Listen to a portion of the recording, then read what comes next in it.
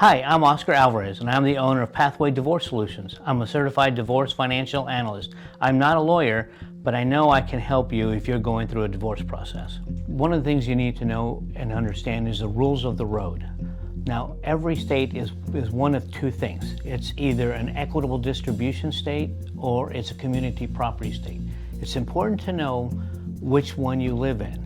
More importantly, if you live in one state, may have residency somewhere else, you might get divorced in a different state. So you really need to understand the difference between the two. In an equitable distribution state, basically what that is they're going to say, we're going to try to do everything so it's fair. It may not be 50-50, but they're going to try to make it fair. Now, the one thing I will tell you, when it comes to divorce, nothing's fair. Just get it out of your mind if you think it's going to be fair, because it probably won't be.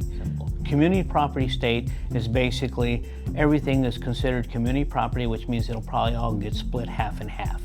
That's general rule for a community property state. People talk about, let's say, inheritances. Well, if I get an inheritance, so let's say I get $100,000 and I pay off my mortgage that my wife and I have, and we get divorced, guess what? That $100,000 is now split in two.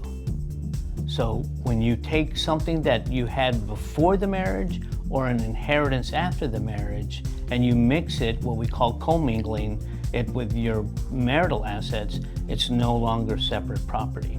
So something to know, if you're getting married later in life, you've already got a career, a job, and you have assets, you want to make sure you keep them in your name just in case.